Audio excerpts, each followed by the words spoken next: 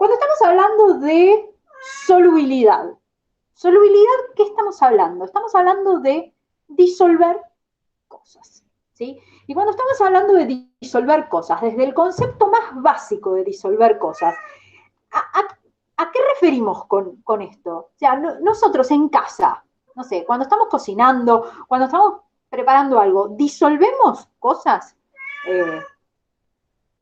O dicho de una manera más sencilla, se llama naranjú. Es difícil dar clase en mi casa. Sal en agua, por ejemplo, muy bien Imanol.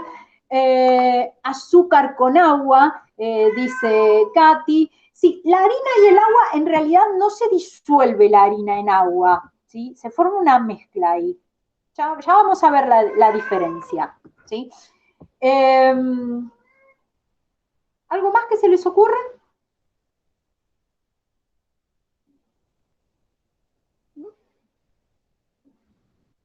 Bueno, vamos a quedarnos con esos dos ejemplos. Agua y sal. Jugo en polvo en agua, nos acota Alanis, muy bien. Nos vamos a quedar, me gusta el ejemplo del jugo, yo lo uso todos los años. Nos vamos a quedar usando como solvente el agua, café en agua, bien, y vamos a trabajar con la sal y con el azúcar. Y vamos a ver si intuitivamente podemos darnos cuenta de qué es la solubilidad pensando en eso, sal y azúcar. ¿Alguna vez se le fue la mano con la sal y tiraron sal, sal, sal, sal, sal, sal? ¿En algún momento se dejó de disolver?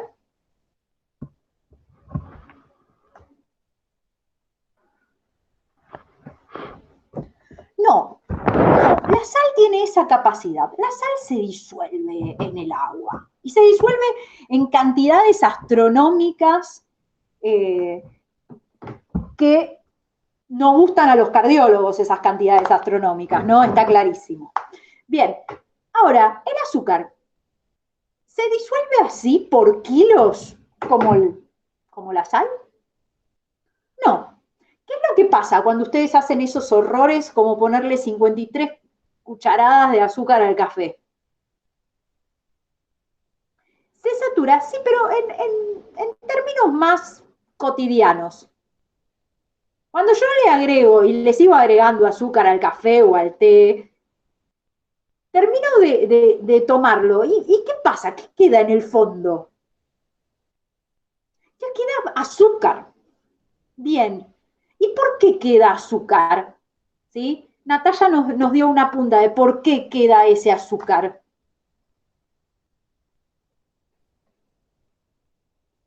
Se satura. Se satura. Y exactamente, no se disuelve. ¿Y no se disuelve por qué? Porque el azúcar tiene poca capacidad de disolverse en agua.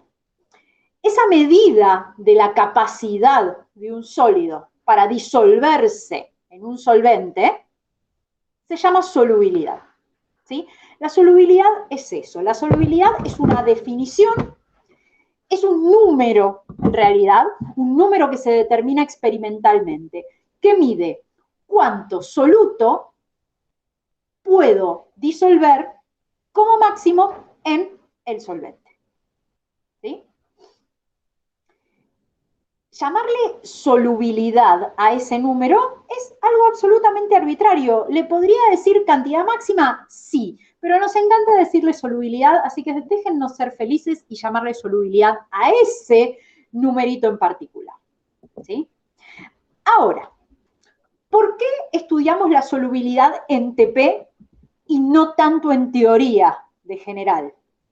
Porque la solubilidad es algo que se determina experimentalmente. Las tablas de solubilidad, los gráficos, que ustedes los pueden encontrar en internet, fueron determinados de manera experimental. Por eso es un concepto que vemos en una materia de laboratorio. ¿Sí? ¿Hasta acá? ¿Bien? ¿Me siguen? ¿Sí? Bien, ahora vamos a los cambios, Natalia. Calenté mucho el agua. Pucha. Bien, entonces, la solubilidad, yo, dependiendo quién sea mi soluto, la solubilidad puede cambiar. Como bien acotó Natalia, puede cambiar por presión o por temperatura. Ahora, pensemos un segundo. Si yo tengo un soluto sólido, ¿va a cambiar la cantidad a disolver si aplico más presión o menos presión?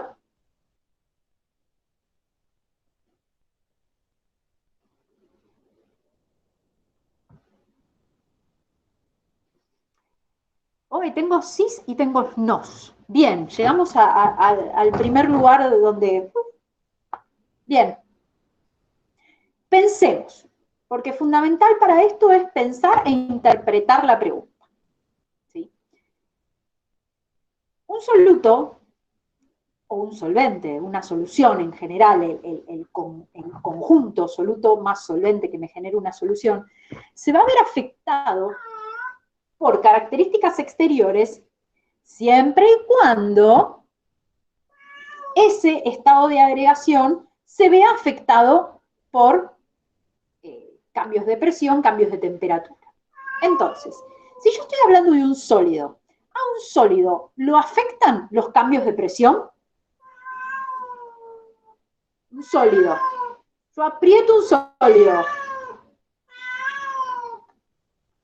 ¿Se ven afectados por cambios de presión los sólidos? No. Bien, entonces, si el soluto es sólido, ¿se va a ver afectado por cambios de presión? No. No. Ahora, si el soluto es un gas, ¿se va a ver afectado por cambios de presión? Sí, exactamente, porque los gases son muy sensibles a los cambios de presión. En cambio, los líquidos son prácticamente incompresibles, al igual que los sólidos. ¿Sí? Entonces, si yo estoy hablando de un soluto gaseoso, se va a ver afectado por cambios de presión. Si yo estoy hablando de un soluto líquido o un soluto sólido, no se va a ver afectado por cambios de presión. Allanado el tema de presión, pasemos a la temperatura. ¿La temperatura va a afectar a la solubilidad? Sí.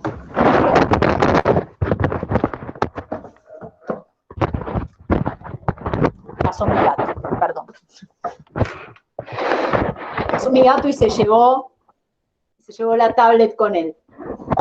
Bien.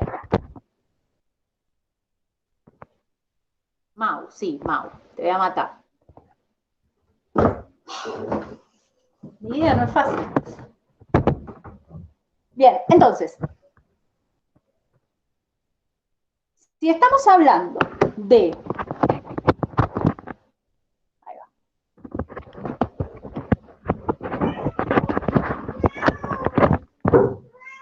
Si estamos hablando de un soluto sólido, la solubilidad se va a ver afectada por la temperatura.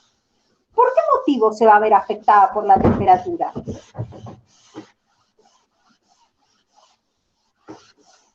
¿A alguno se le ocurre? Que la solubilidad cambie con la temperatura.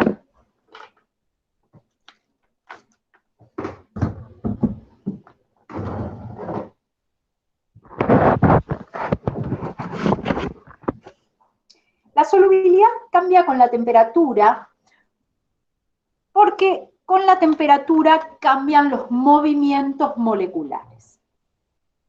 Y al cambiar los movimientos moleculares, va a cambiar la solubilidad. La solubilidad es un fenómeno que depende de fuerzas de unión entre las moléculas. ¿Sí? Esas fuerzas de unión son fuerzas muy especiales, se denominan fuerzas intermoleculares. No son sencillas de explicar, La explicación teórica del proceso de disolución la van a ver en teoría de inorgánica. Pero lo que a nosotros nos importa es el hecho experimental, de que la solubilidad cambia con la temperatura. Y ahí voy a ir a una de las últimas preguntas del cuestionario. ¿Se acuerdan que había una pregunta que les decía, de los siguientes gráficos, elija cuáles serían posibles curvas de solubilidad? ¿Se acuerdan de eso? Sí. Bien, ¿y qué respondieron? Porque había 4 gráficos. La opción 2 y la 3, la 2. Bueno, pero ¿y qué eran eso? ¿Qué eran? Funciones ascendentes. Ascendentes significa que crecen. Descendentes. ¿Cómo eran esas? O sea, la solubilidad aumentaba con la temperatura, se mantenía constante. Katy dice que la curva era creciente en lo que vos elegiste. Bien, ¿y el resto? Imanol me dice que aumentaba con la temperatura, Natalia que aumentaba. Bien. Y yo empecé hablándoles de la sal. La sal es cloruro de sodio. ¿Ustedes saben que la curva de solubilidad del cloruro de sodio es lo que llamamos una curva planchada? Es casi horizontal.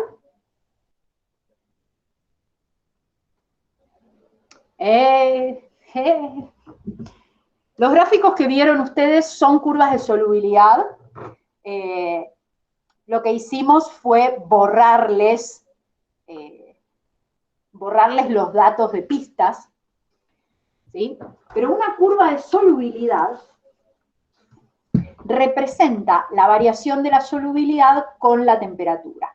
Usualmente cuando estamos trabajando en solución acuosa, trabajamos a presión ambiente, entonces nos movemos entre 0 y 100 grados, en realidad un poquito por encima del 0 y un poquito menos de los 100 grados, porque no queremos llegar ni a que el agua se solidifique, ni a que entre en ebullición. Pero el kit de la cuestión es que cuando yo tengo una curva de solubilidad, y ahora se los voy a mostrar en mi super gráfico, en mi super pizarrón,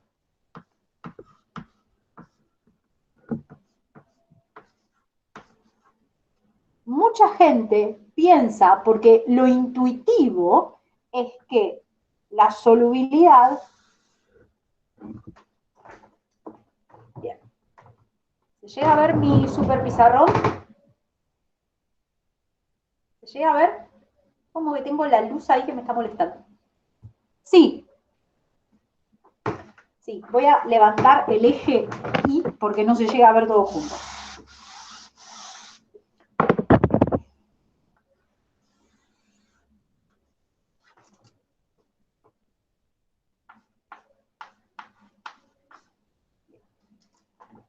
Bueno, ahora sí se ve mejor. Bien, tenemos solubilidad en el eje de las I's, temperatura en el eje de las X. Esto, ¿sí? Este par de ejes a 90 grados se denominan ejes cartesianos, porque están a 90 grados. Ahora, lo usual es que nosotros imaginemos que la solubilidad es así, que crece con la temperatura.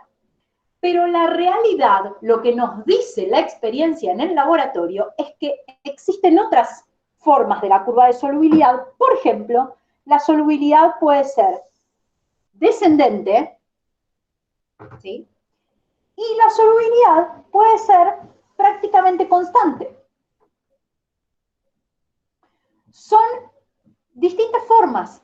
¿Y de qué depende? De procesos intermoleculares. En este momento a nosotros no nos interesa la descripción de esos procesos. Esos procesos, ya les vuelvo a decir, pertenecen al ámbito de la inorgánica. A nosotros lo que nos interesa es ver cómo nos podemos mover y cómo podemos trabajar con las curvas de solubilidad, ¿sí? ¿Y por qué es esto importante? Porque ya hemos subido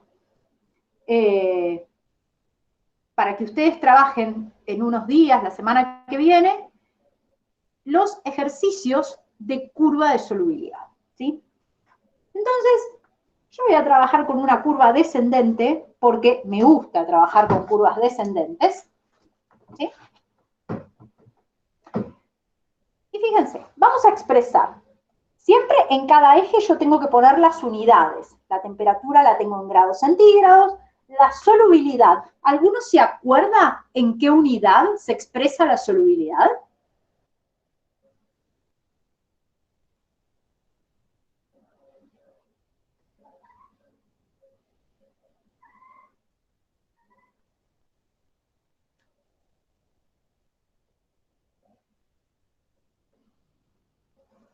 La solubilidad se expresa en gramos de soluto cada 100 gramos de solvente.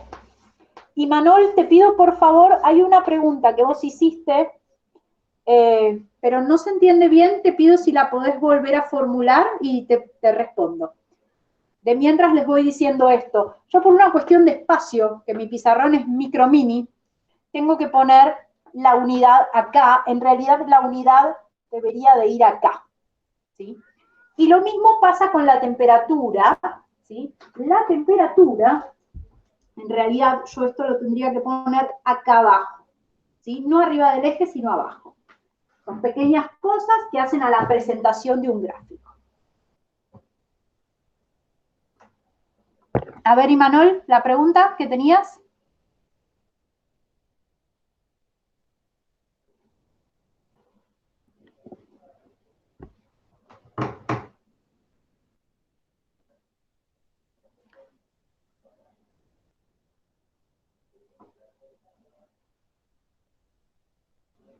Hay un gráfico en el cuestionario que al aumentar las temperaturas subía y bajaba la curva. Eso no puede ser. En realidad, cuando sube y baja la curva es un fenómeno diferente. Tiene que ver, ese gráfico es un gráfico de leche en polvo. Se puede dar, es un caso muy raro, pero se puede dar. Tiene que ver con fenómenos que ocurren dentro de la leche. Bien. Claramente escapa que sepan esas cosas así de raras, ¿eh?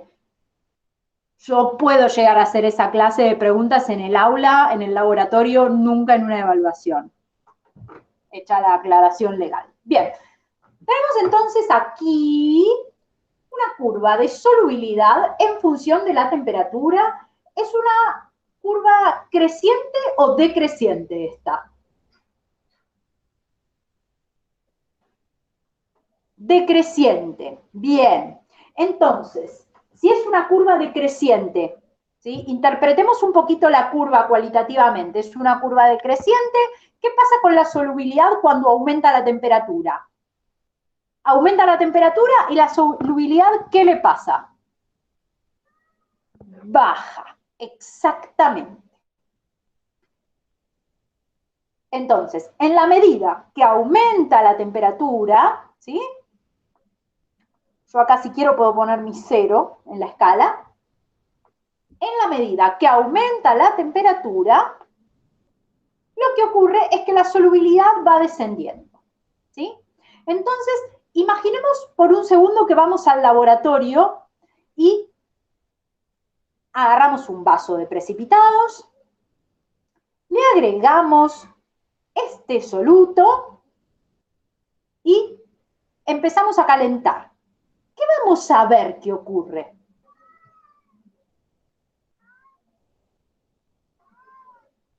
Precipita, se cristaliza. Vemos que aparecen cristales adentro de nuestro vaso de precipitado. ¿Y por qué? Porque cuando aumenta la temperatura, llega un momento que ¡puc! Llegó a la cantidad máxima y de repente todo el resto empieza a precipitar. ¿Sí? Bien, pero antes de llegar a eso, que es algo más complejo y ustedes lo resolvieron muy bien en estas preguntas rápidas, empecemos a ver ¿de qué manera podemos ubicar a las distintas clases de soluciones que hemos estudiado en esta curva de solubilidad? ¿Sí? Entonces, ¿dónde iría la solución saturada? ¿Dónde iría la insaturada? ¿Dónde iría la sobresaturada? ¿Y por qué?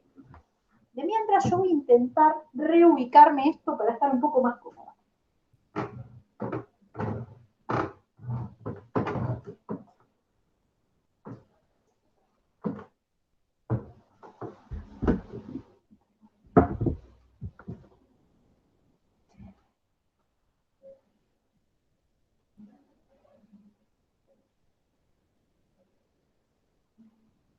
Bien, la saturada va a ir sobre la curva, ¿sí? La saturada va a ir sobre la curva, sobre la curva. ¿Y por qué va a ir sobre la curva? Porque en definitiva, hablar de una solución saturada y hablar de cantidad máxima de soluto es hablar de la misma instancia experimental, ¿sí? Si la solubilidad es la cantidad máxima de soluto que yo puedo disolver cada 100 gramos de solvente, significa que cuando la solución tiene esa concentración, está saturada. ¿Sí?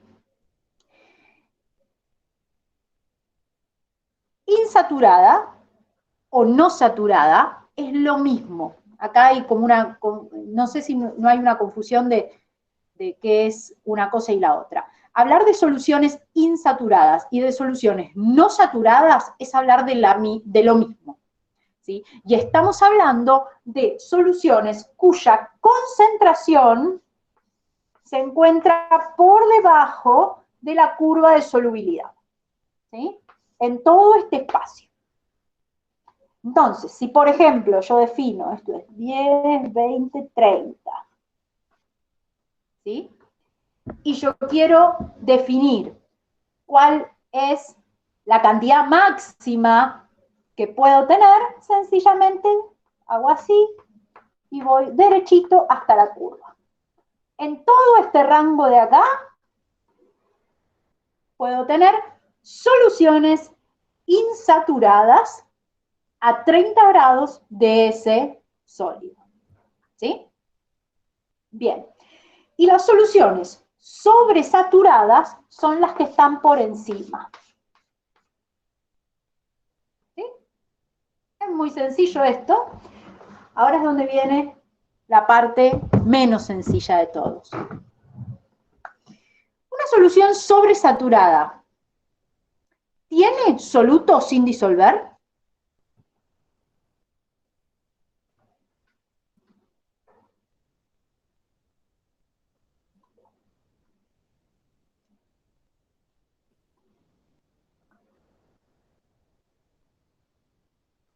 Si tiene soluto sin disolver, en el fondo, significa que no es una solución. Mucho cuidado con eso. Cuando yo hablo de soluciones, y es hiper importante la definición de solución. Cuando yo hablo de una solución, estoy hablando de un sistema homogéneo. ¿Sí? ¿Se acuerdan lo que era un sistema homogéneo? ¿O se imaginan lo que es un sistema homogéneo? Sí. ¿Y qué era un sistema homogéneo?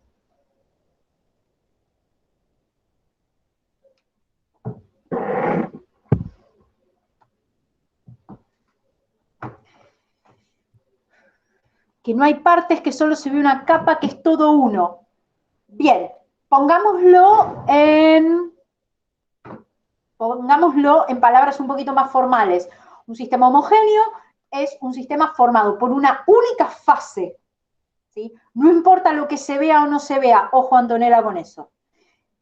Es un sistema que está formado por una única fase y que en todos sus puntos tiene las mismas propiedades intensivas.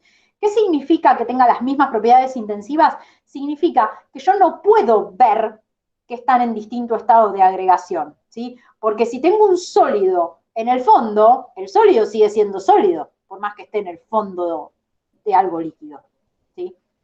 Y la solución es una solución, va a ser una solución líquida. Entonces, ojo con eso. Una solución siempre es un sistema homogéneo. Y si es un sistema homogéneo, no puedo ver cristales en el fondo, porque en ese caso no va a ser un sistema homogéneo, ¿sí? Una solución sobresaturada, ¿sí? Y me voy a venir al gráfico. Ahí voy.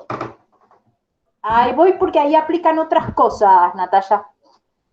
Pero primero quiero terminar esto. Una solución sobresaturada es, supongamos que, perdón,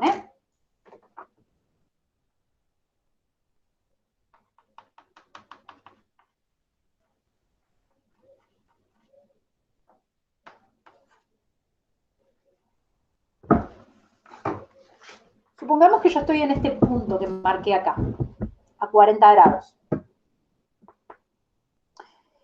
Una solución sobresaturada a 40 grados, o sea, este sistema que yo estoy indicando acá, va a tener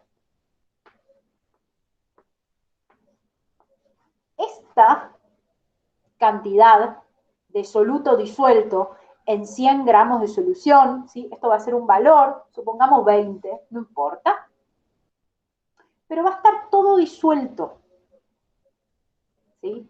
Una solución sobresaturada es una solución. No tiene dos fases, no tiene sólido sin disolver. ¿Cuál es el kit de la cuestión? Todos los sistemas sobresaturados, o sea, todos los sistemas que están por encima de la curva de solubilidad, son sistemas inestables. ¿Y qué significa que sean inestables? Que si yo, por ejemplo, agarro esta solución, que la tengo a 40 grados, la agito e inmediatamente precipita, veo una precipitación. ¿Por qué? Porque el sistema es inestable. La diferencia entre la solución sobresaturada y las otras clases de soluciones es que es un sistema inestable. Pero eso no significa que no sea una solución. ¿Sí? ¿Hasta ahí me siguieron, chicos? ¿Sí? Bien. Entonces, vayamos ahora a la pregunta respecto de la gaseosa. En la gaseosa yo tengo muchas cosas, pero el dióxido de carbono, o sea, el gas en la gaseosa, obedece a una ley especial que es la ley de Henry. La ley de Henry es la ley que establece la solubilidad de un gas en función de la temperatura y en función de una constante que se denomina constante de Henry. Ahí es diferente el sistema, son diferentes las interacciones y existe una dependencia muy grande respecto de la presión. ¿Qué es lo que se hace normalmente cuando se elabora una gaseosa, una sidra, la cerveza? Es lo mismo. Se les inyecta a presión dióxido de carbono e inmediatamente esa botella se envasa. La inyección de gas se realiza botella por botella. Se inyecta una determinada cantidad de dióxido de carbono, es lo que se usa, y se cierra. Entonces, la presión interna adentro de las botellas es muy superior que la presión atmosférica. Por eso cuando abrimos una gaseosa vemos que sale el gas. ¿Sí? No es estrictamente una solución sobresaturada, sino que tiene que ver con una relación de presiones. Todo sistema va a tender al equilibrio. El equilibrio es llegar a la presión atmosférica. Como ese sistema está por encima de la presión atmosférica, es que el gas se escapa. ¿Sí? ¿Quedó un poquito más claro?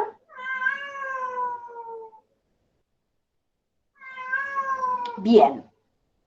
¿Preguntas? ¿Dudas que pueden surgir?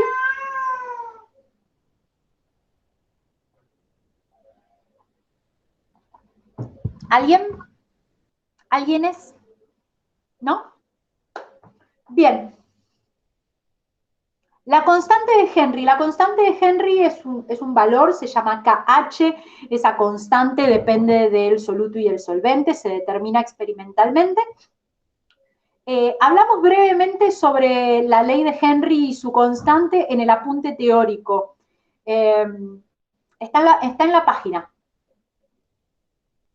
Así que le podés encontrar ahí bastante, un poco, en realidad bastante no, un poco de información a fines informativos respecto de la solubilidad de gases.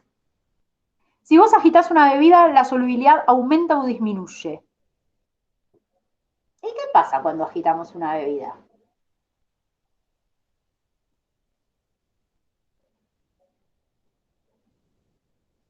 Se va el gas. Entonces, si el gas se va, o sea, la solubilidad aumentó o disminuyó. Disminuyó, porque el gas se fue. O sea, eso es. La pregunta esa venía medio tramposa, en el sentido de que en realidad lo que tenían que aplicar era lo que saben. Todos hemos agitado alguna lata de gaseosa alguna vez y hemos terminado bañados.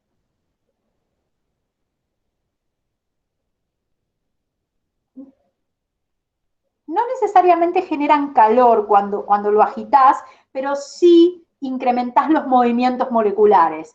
Los gases, y esto lo van a estudiar muy en profundidad en procesos y operaciones químicas, los gases son extremadamente dependientes de cualquier alteración externa. Entonces, si yo lo agito, si yo aumento la presión o la disminuyo, si yo aumento la temperatura o la disminuyo, en los gases se ve muy afectado el sistema. En los líquidos no ocurre eso. ¿Sí? En los líquidos necesito una alteración mayor para ver alguna clase de efecto.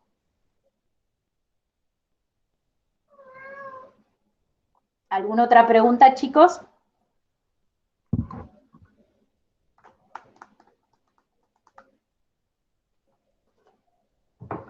¿No?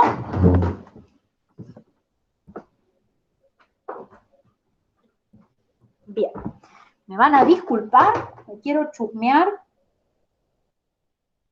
A ver si me olvidé de decirles algo. Porque a veces me olvido de las cosas.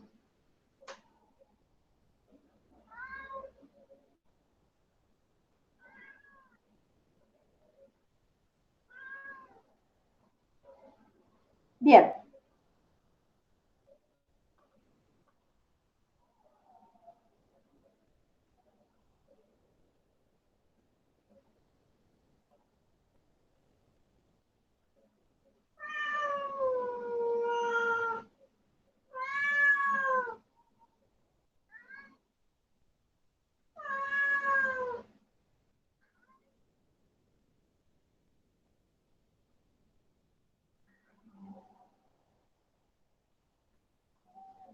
Excelente.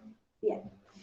Estaba viendo la tarea de TP general, porque nosotros lo que hicimos, mandamos la tarea para 3 semanas. La tarea de esta semana es el cuestionario, no hay nada más. La tarea para la semana que viene, ya lo deben haber visto, se los muestro. Se me complica. La tarea para la semana que viene, si no lo vieron, ahí se llega a ver algo. Ven, hay un gráfico, llega a ver un poquito, es como medio raro, ¿no? Sí, no, ahí, más o menos. Bueno, pero ven que hay un gráfico con fondo amarillo en el archivo y hay una serie de ejercicios. Esos ejercicios son 5 ejercicios nada más que tienen que hacer. Algunos son para hacer cuentas. Las cuentas son de porcentajes, o sea, que estamos hablando, hay cuentas que tienen que ver con evaluar curvas de solubilidad. Esencialmente refieren a la misma clase de ejercicios que hicieron en la primera tanda, o sea, ejercicios de porcentajes, masa en masa, masa en masa, porque no hay de masa en volumen, porcentaje masa en masa, pero en lugar de estar trabajando con se disuelve glucosa, bla, bla, bla, estamos trabajando sobre una curva de solubilidad, ¿sí? Un detalle que me interesa compartirles para que, por si no están habituados a esto, es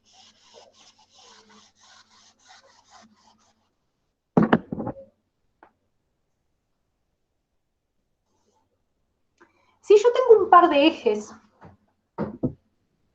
solubilidad en función de la temperatura, muchas veces es útil en el mismo par de ejes escribir una curva, una tercera curva, ¿sí?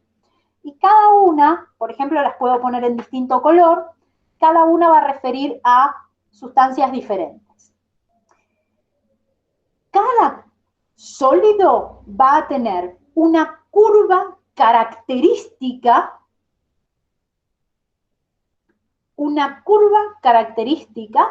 que se va a determinar experimentalmente. ¿Es un lío visual? Y cuando uno no está acostumbrado, sí, es un lío visual. Pero ustedes tienen que de a poco empezar a trabajar con datos condensados. Un gráfico es una fuente muy potente de información porque yo acá, por ejemplo, en esto, si esto estuviera bien en escala y yo lo hiciera en distintos colores, yo tengo un montón de información sobre 3 sólidos diferentes. Entonces, de a poco nos tenemos que ir habituando a trabajar con gráficos y donde tenga varias sustancias en el mismo gráfico. Esto se los aclaro porque en la guía tienen un gráfico donde tienen 2 sustancias, están en distintos colores, es sencillo. La tarea está en el drive de la página, ¿sí? La pueden buscar ahí. Así que bueno, esencialmente de mi parte no tengo más para comentarles. Vayan haciendo esos ejercicios. Estoy disponible para cualquier duda que tengan para hacer.